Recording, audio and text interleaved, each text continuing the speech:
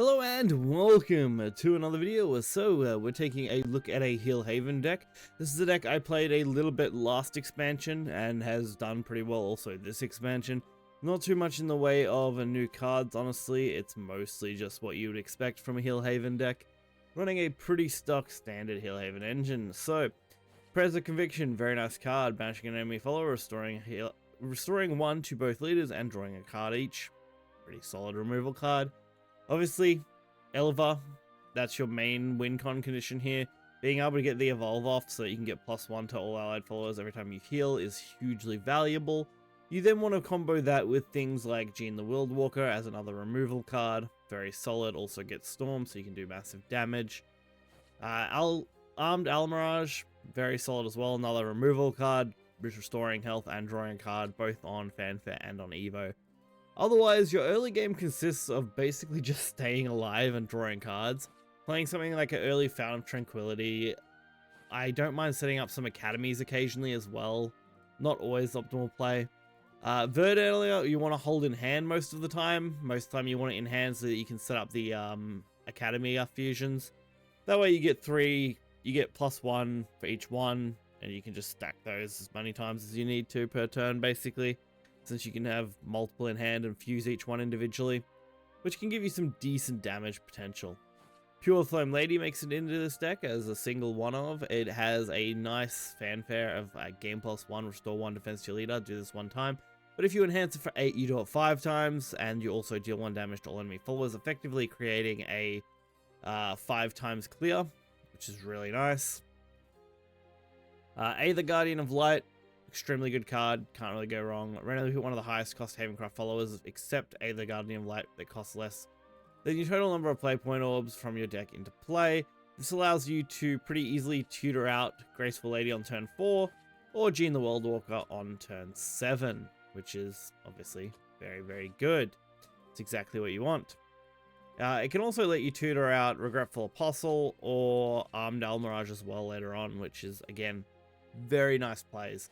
They work wonderful. Speaking of Regretful Apostle, he's a very nice kind of mid to late game card. I like to use him as. Sometimes I'll use his Excel 1 to clear a board if I've got a ward that I have to get round before I can hit face. And then other times I'd rather just drop him on 8, deal 2 damage to a random enemy and restore 1 defense to your leader. Do it X times up to 10. X equals the number of allied followers that have evolved this match. Pretty standard. But overall, this performs about as well as you would expect. It's got some middling success. It can struggle a bit in some of the Naturia matchups, but can do pretty well in most of the aggro matchups. So, dealing with things like Mono and Wrathblood, not too big an issue. Dealing with things like Naturia Dragon, Naturia Forest, and Naturia Haven, a little bit more dicey. So, we're going to get right into it and take a look.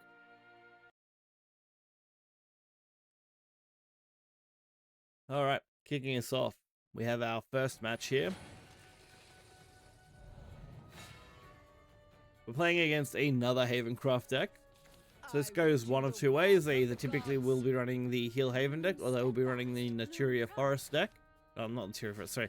Naturia Haven deck. Which is heavily amulet based. So starting off with the Fountain of Tranquility, not a bad first card.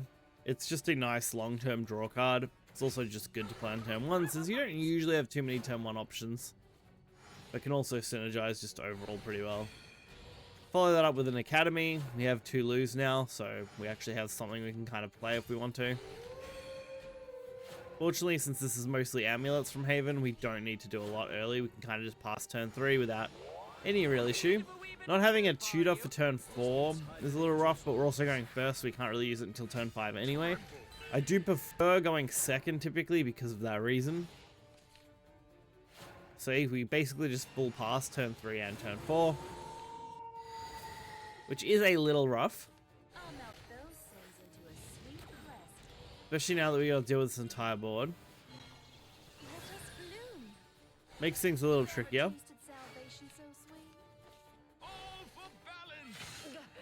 So they get a little bit of damage to face, they set up some wards, force me to deal with them basically. We go for Armed Almirage here. We're basically hoping for the 1 in 3 if we get a good hit. Sorry, correction. It doesn't matter because I get to target. I forgot that the Evo is targeted, not random. Yeah. We did overdraw though, but I had to clear as much as I could there, so that I wasn't taking any severe damage.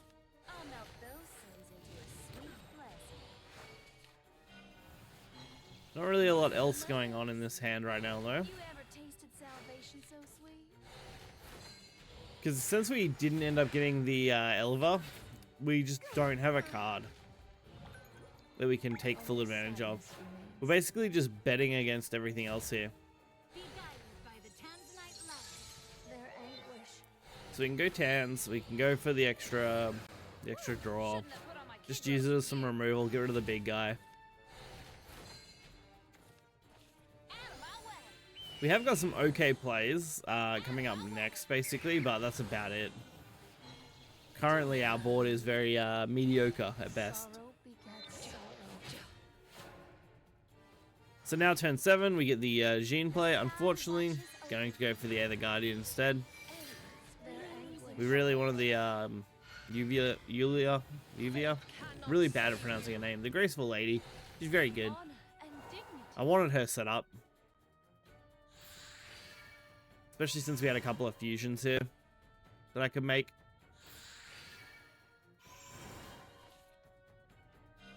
Then we end up just playing one out.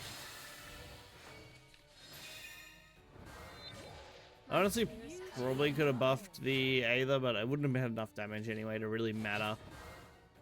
So that forces them into having to remove the couple of wards before they can actually hit me. Which should buy me enough time to be able to play World Walker. So Garuda, Winged Radiance, and Wing Beats of Prayer. So they leave me on 6. At this point, I was pretty worried they were just going to kill me, but fortunately, World Walker is still a good play here. And we can use the spells each time to fuse into these, which gives us slightly more boosts. Before we end up going face.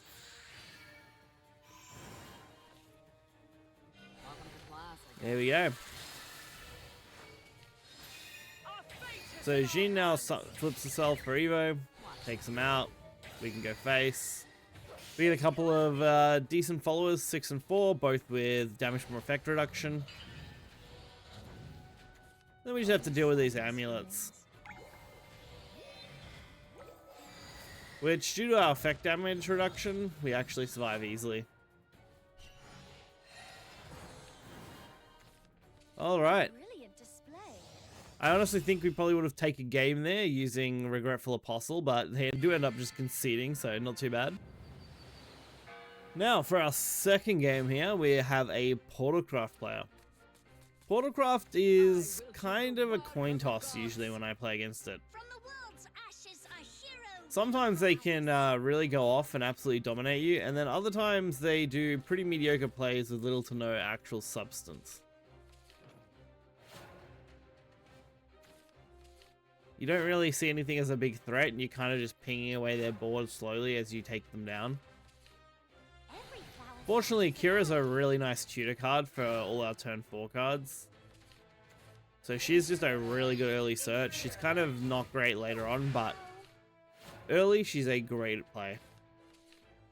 Being able to play her, get all our 4-cost cards out of our deck, set up a fount, which will be proccable while we have Elluvia's effect. So we see obviously some assembly drones come out from the portal player, nothing too concerning. We end up deciding to set up the examination hall since we can't play Elluvia until next turn anyway. And the last word procs will be very good once she is playable.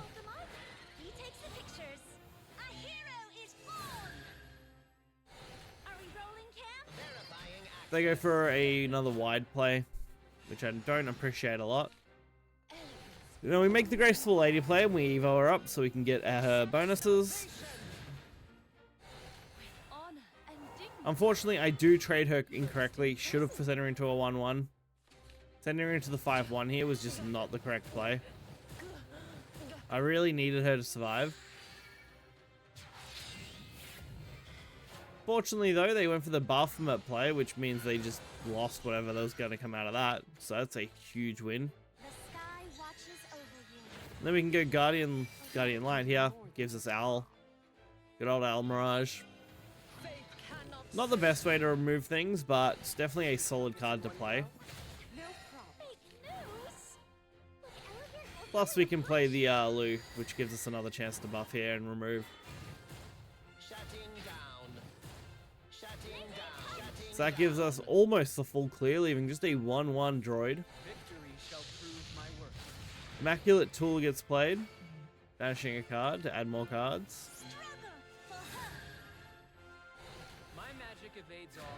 So Immaculate, just kind of gonna stomp me here with these puppets. I'm proud of you all. Some good removal.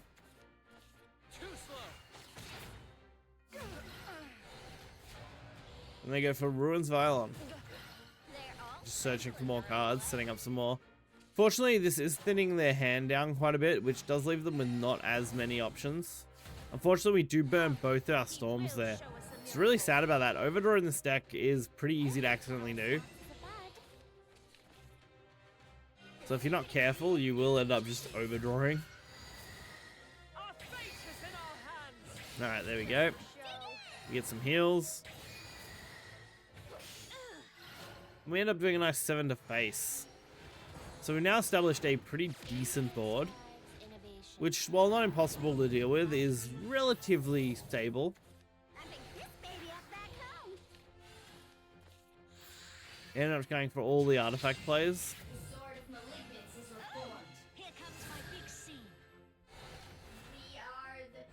The 4/6 ends up not being able to easily take these things out because they have basically an aura effect, which means they just don't take, well, not aura, they just don't take damage from abilities, which is very nice. So we can play Regretful Apostle here. There's a decent chance it manages to take out the 3/5, which it does, and then it continues to buff itself. We got healed, and we set the portal player to 9. Mikala comes down, bringing out, obviously, more problematic card to deal with. Not too much trouble, though. They are forced to basically play as much as they can to remove this.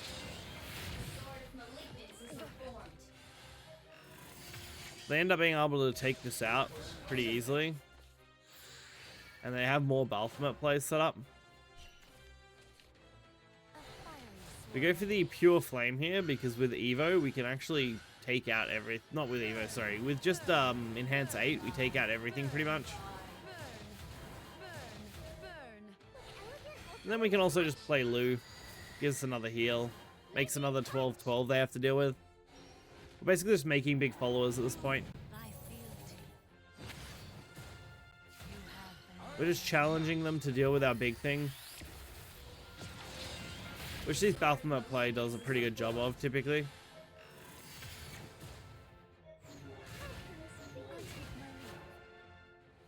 So now we just need anything that can remove here. So we end up going Guardian Light. It does pull our other big guy, which does a decent job of clearing. Not perfect, but decent. We go for another Guardian. This time bringing us our little girl, which we don't have anywhere to proc for Evo. But we end up proccing it anyway.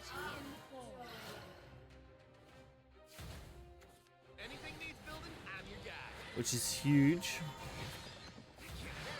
I guess because it counts the first card I played, so it's like technically she's a 4th card.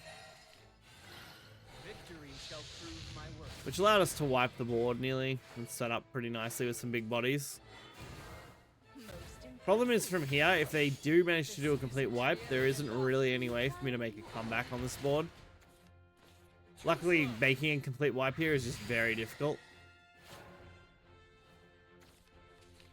And we end up with Pro Conviction, which we can't go too wrong with. We end up being able to just banish them. And they end up conceding, since we do have lethal on board at this point.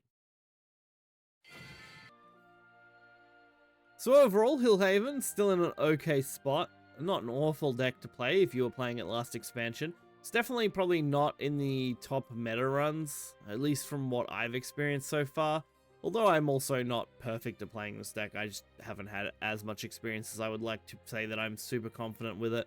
But overall, solid enough, is pretty top heavy on legendaries, but does a good job. So, hopefully if you guys enjoyed this video, be sure to check out some of the other videos, and I'll catch you guys next time.